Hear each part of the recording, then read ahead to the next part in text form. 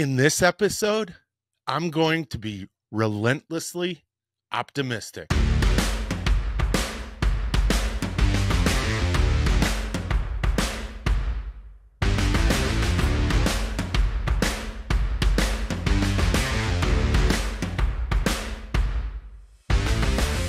Hey, what's going on? What's going on? What's going on? My name is Michael Sahno, and welcome to the Sea and Land Fitness Podcast.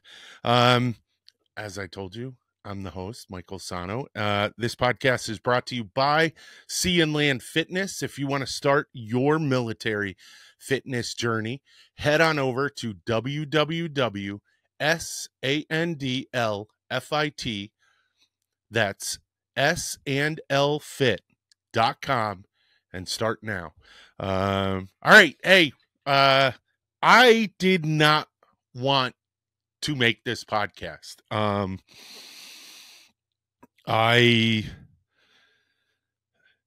don't mean like in general. I didn't want to make this episode. I didn't want to sit down. I didn't want to set up. I didn't want to do any of the stuff that I'm supposed to do, that I'm responsible for. I put out a new podcast every 2 weeks, and I did not want to do it. Why? I don't know. I just wanted to dick around and goof off and play video games and whatever. But this is my responsibility. This is something that I've given myself to do. And it's important that I be here in front of the camera, in front of the microphone, and make sure that this stuff gets done.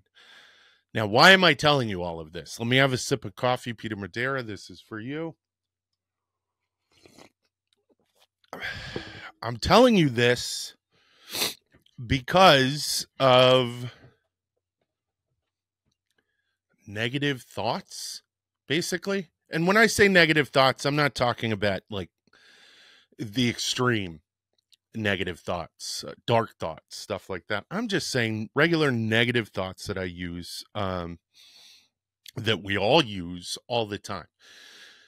Now, I'm bringing this up because very recently, this year, 2024, I decided to do something to help myself get better rest.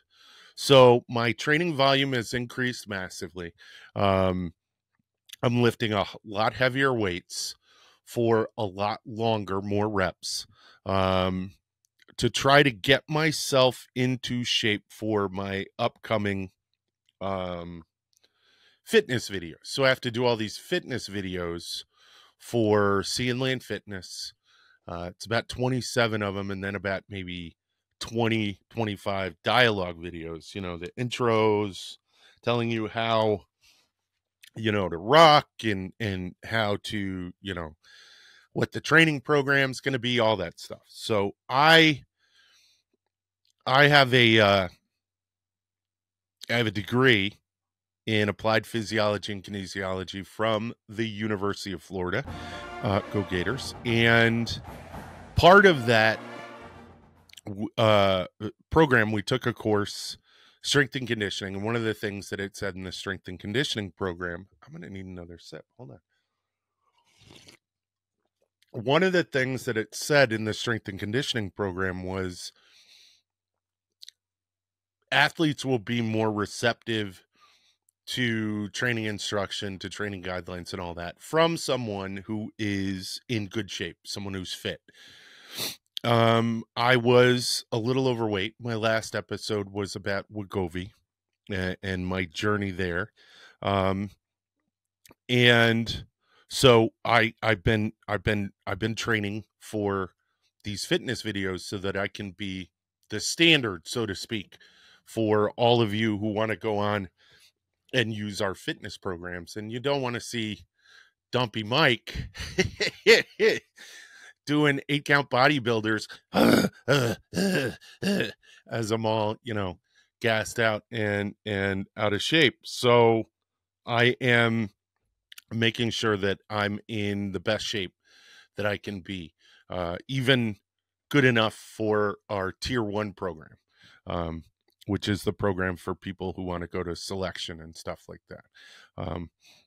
So since I've been doing all that, I've been paying real close attention to my nutrition. I've been paying real close attention to my rest cycles, as well as my normal training program and everything like that. Rest is an important part. So one of the things that I found that works for me is reading before I go to bed. If I read about 50 pages before I go to bed, and that seems like a lot of pages, but when if you're reading something academic, 50 pages is a nightmare, textbook style. But if you're reading 50 pages of a mass market paperback, it's not going to be that bad. So I have a bunch of books that I had and a bunch of books that I wanted, and I got them. And one of them was this book, Relentless Optimism by Darren Donnelly. Now, I'm going to put a link to Amazon for this book, because this book was freaking tremendous. I burned through it in like, I think 3 or 4 days, 5 days, because it was 244 pages. So I burned through it very quickly.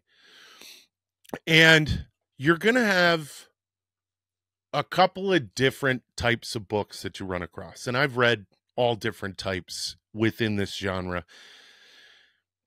And essentially what it's called, and what the sports psych professor at the University of Florida call it, is pop psychology. But it's also sports psychology. Okay. But within that pop psychology genre are the, I want to say, self-help guru books. And sometimes they're hard to discern. Like, I just read, what was the Rich Instinct? That was the book, Rich Instinct. And so I have this rule that I got from my grandmother and my mom, and that's, if I start a book, I got to finish a book, even if it's shit. And it's oh my gosh, it's a nightmare sometimes, because sometimes there are books that are absolute garbage and the information in there is overall not worth the paper that it's printed on. But Relentless Optimism, I find, and I found this even before I read this book, that there's always going to be some really great nuggets of wisdom in there. There's always going to be a reminder of a rule that, oh yeah, I probably should do that. That was the thing with Rich Instinct. Sorry, more coffee. That was the thing with Rich Instinct, is I read that book and I was like, this is just a rehashing. There's no original thought in this book. It's just a rehashing of other people's wisdom. And at first that bothered me, because I bought the book because I wanted the seed of truth, so to speak, that someone was going to give me. But then I realized, you know what? This is really great, because reading this book has been an opportunity for me to reinvest in some of these ideas that these people have. Reinvest, and by people, I mean people like Socrates, St. Augustine, just real Martin Luther King, real heavy hitters in terms of philosophical thought and ideology, and just really good stuff. Some of it was a little bit, how do I put this? A little bit selfish, but not selfish in the worst way. And I'm a firm believer that you do have to be a little bit selfish when it comes to your mental health, because what do they say? Put on your mask. If the plane loses pressure, if the cabin loses pressure, place the mask over your face and then the face of your child. So you do want to have a little bit of selfishness, but it started to step into the area where but it only stepped there. It didn't stay there. But anyways, I'm not here to talk about that book. I am here to talk about this book. This book was fantabulous. I made that word up. It's awesome. It was fantabulous. This book, and ironically, was just what I needed at exactly the right time. So one of the things that it tells you to do, it falls in line with one of my sports psychology ideologies, and one of my pieces of work, directional motivation theory, which deals with emotional awareness in your daily life. And I've watched a couple of videos on optimism and what do they call it? Toxic positivity, which I don't, that's an oxymoron. It doesn't even make sense. There is no such thing. And you can find videos on it on YouTube. You can go and search and you'll find videos on toxic positivity. But the one element that's always missing is the one element that's in this book and the one element that I discuss in my research. And that is emotional awareness. So I'm going to give you a story about what's going on in my life, and that will help you. But before I do that, I'm going to tell you basically what the message in this book was. And the message in this book was doing something. It's a little exercise that you need to do. And you have to be careful about the exercise because you can overdo it. But it's a little exercise where when something substantial happens throughout the day, okay, in terms of this book, it was being up at bat. Okay, so every time the baseball player got up to bat, he had to afterwards write down what he was thinking. Immediately as he got into the dugout, write down what he was thinking, and then argue with those thoughts if they were negative, and then come up with not a spin, but a positive narrative instead of the negative narrative that you have given to yourself, that he gave to himself when he was at bat. So an example of that would be he gets up to bat, even if it's a positive event. So let's say he strikes out. He would say, oh my gosh, just goes to show, maybe I don't have it anymore. Well, that's a negative thought that's going through his head. You don't have it anymore. You're past your prime. And then the argument, you have to have an argument with that negative thought. The argument would be, whoa, you're in the minor leagues. You're a professional baseball player. If you were past your prime, the large group of people in the front office and in management overall within the organization would have let you go. You'd be gone. So you aren't past your prime. You are not past your prime. So then you put on a positive narrative to it that removes you from the equation of actually having to be solely responsible for that negative event. Hold on. It's going to get interesting. So, well, maybe this pitcher was just really good. This kid's hot. Maybe this kid's on a hot streak. Maybe some emotional awareness, some personal responsibility. Maybe I had a couple too many beers last night. Maybe I wasn't pushing and working out as hard as I could have worked out. All of these things, these two things that I just said, are manageables, okay? They're variables, but they're manageables. Meaning, maybe I don't drink before the game next time. We'll see how that goes. It's very instance based. Emotional awareness and this exploring your negative thoughts become very instance based and don't stand for a long trend in behavior, so to speak. That is very academic. How do I simplify that? So basically, it's something you can fix. You know what I mean? You can, there's something that can be done to fix it. So maybe it is your fault. Maybe you did do something wrong. Do you see how emotional awareness causes you to look inside yourself? And it's not like you're looking to get off the hook. It's just understanding that everything isn't always as bad as it seems, and it's usually within you to fix it. But I'm getting off onto a tangent. So yeah, it's that 3-step process.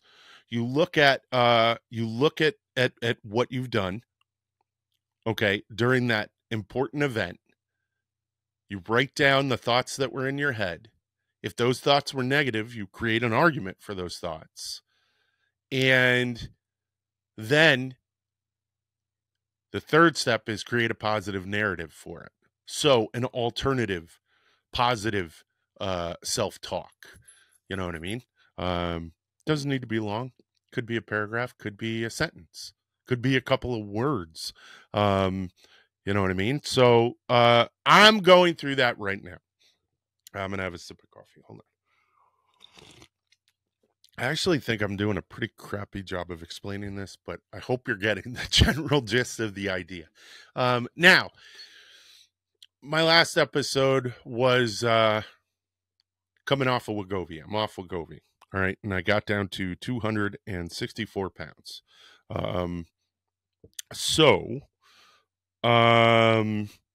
My intake has increased a little bit. Not a lot, not a ton. I'm actually really paying attention to it. I'm trying to be hyper vigilant of it. But I'm noticing that there are, before I do that, so I'm coming off it, so I'm a little sensitive, let's say.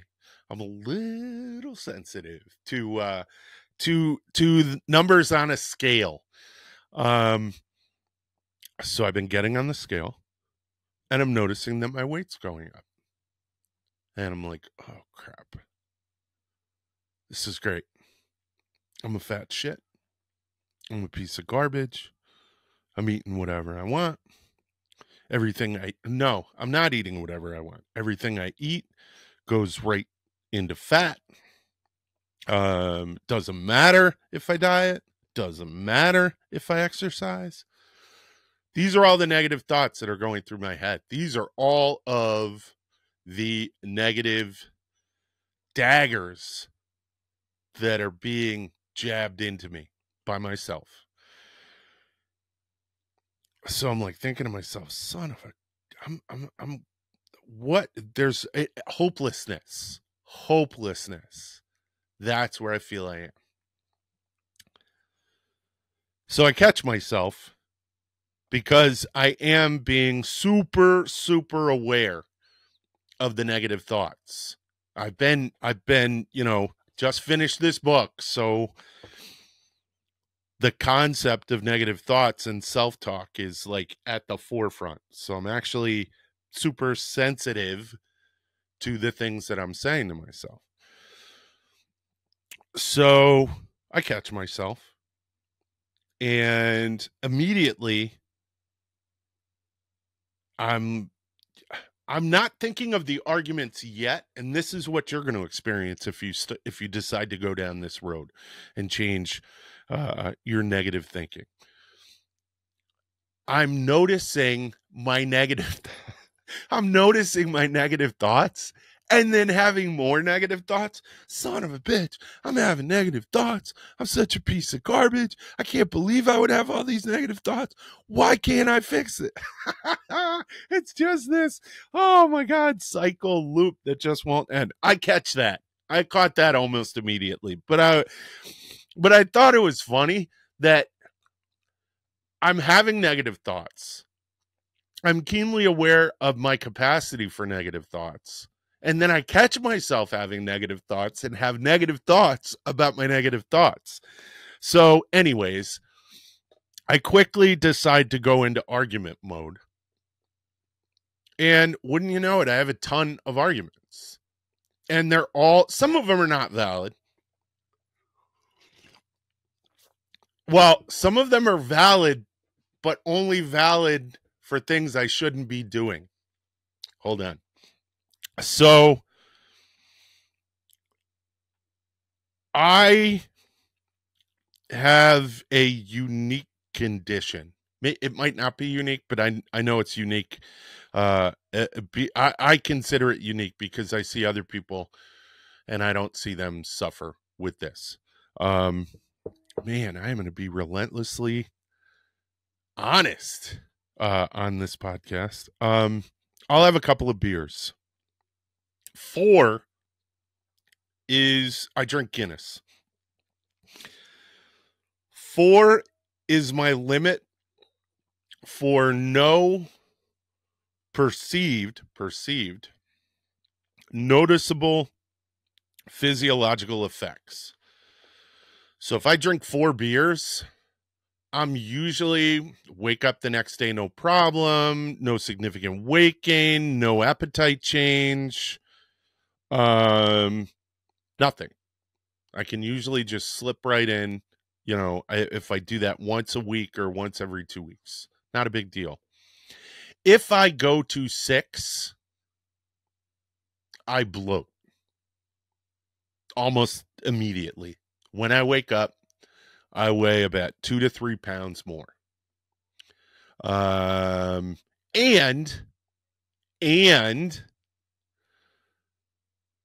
my cravings for shitty foods out of nowhere. I'm eating garbage, high fat, like a lot of carbs. There's nothing wrong with carbs. You need carbs in order to refill your liver glycogen, your muscle glycogen, to bring your blood sugar back into balance so that you have enough available energy for exercise or throughout the day, for your resting metabolism, all of it. You need carbohydrates. But I ate an entire bowl of mashed potatoes, probably about 3 cups of mashed potatoes, just shoveled it in, and it wasn't enough. And that's what happens when I drink 6 beers. So I stepped on the scale, automatically started having super negative thoughts, which led to negative thoughts about having negative thoughts, and then immediately was able to come to a conclusion that this wasn't the end of the world. This is me responding to a behavior I shouldn't have engaged in the first place. I should have stopped at my limit, but there was just that one Anuel AA song, I love reggaeton, that I just had to hear, and I was feeling kind of good after 4, and I was like, what's a couple more beers? I'm partying. So I was able to take that and recognize my negative behavior and turn that negative behavior, like that dietary behavior. And I'm not saying dietary behavior, I wasn't moralizing it. I was taking a look at it and saying, this is an adverse reaction. 2, acts as an inflammatory poison to my body, 2 more than my limit. So I did this to myself. You can't beat yourself up for some weight gain. You could beat yourself up for your dietary choice, but you can't beat yourself up for your weight gain. It's just going to be a net result of what happened. Now, if if this was happening without any external, thing happening, then I would have to, again, hey, this is not a big deal. My argument would be, hey, let's look at the diet. Let's look at the fact that my volume, the amount of weight that I'm lifting, has massively increased, which most likely means that I have a lot more muscle on my frame, um, and that my metabolic needs to keep up with that muscle are higher. So I am going to probably have about 2 to 3 more pounds of not only muscle, but food and water just to sustain that muscle. Overall, I'm a lot thinner. I'm thinner in my face. I'm thinner in my body. And 2 to 3 pounds is a normal room for error. You see how I'm bringing all these things in to not just beat the shit out of myself with negative thoughts? It's not easy. It's not easy at all. And the great thing about this book is that it gave me another tool that I already pretty much had. But had I not read this book, I don't know that the tools that I had would have been enough tools to overcome the negative thoughts that I was having. Being in this, I'll say it, emotionally vulnerable state after coming off Wegovy.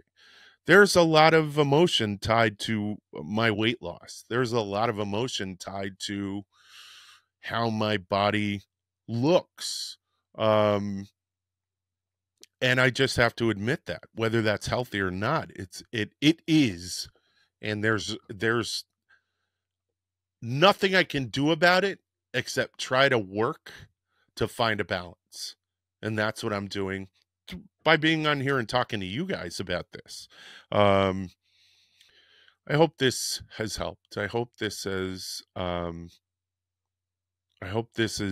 let you know that being optimistic is not toxic if you have emotional awareness tied into it and are reasonably accountable for your own actions and your own emotions.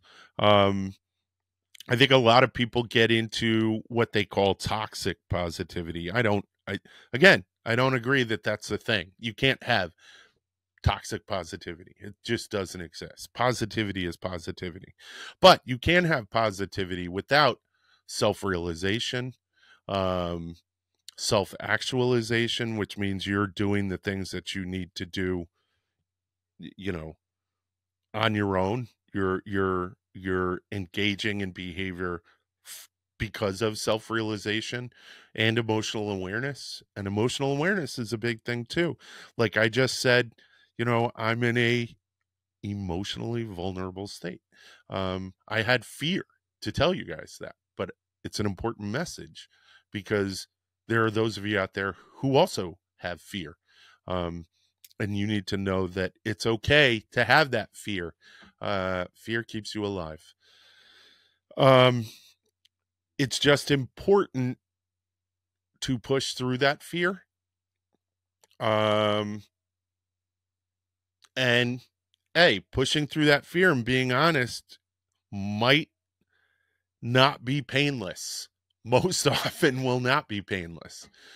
And there might be someone on the other side who goes, you're emotionally vulnerable, like my spouse, my wife, who's awesome, but we tease each other a lot. So don't worry, I get her when she's emotionally vulnerable as well, which probably, as I say it out loud, isn't the nicest thing in the world.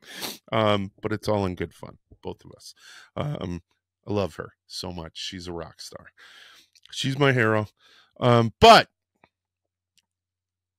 optimism is something that everyone should strive to keep in their lives, because there's a couple of things that are said in this. And remember how I said at the beginning, I'm going to have another sip of coffee and then I want to touch on this because I think it's important. So remember how I said there's there's this sort of rainbow of self-help and pop psychology books on the market. One of the biggest ones is The Secret. And remember how I said from that book, Rich Instinct, yeah, it didn't give me anything, monumental thought-wise, but it did reinforce some concepts that I had already known, but brought concepts I had already known to the surface so that I could really use them in my daily life. So The Secret and this universal whatever that they purport is in the book, The Secret. One of the things that it says is if you live this positive life, then positivity will come to you. It doesn't come to you because of The Secret. All right. That's one of those pop psychology self-help books that I'm saying is, I'm being mean. I don't want to get in anyone, hurt anyone's feelings, but it's kind of BS. But the reason it resonates is because there's a truth in that concept that does exist in optimism and does exist in normal psychology. Hold on, I got to find it. It's on page 200. Yes. And I'm going to get my reading glasses because this part was super important. And it's funny because I kind of feel like The Secret ripped it right from there.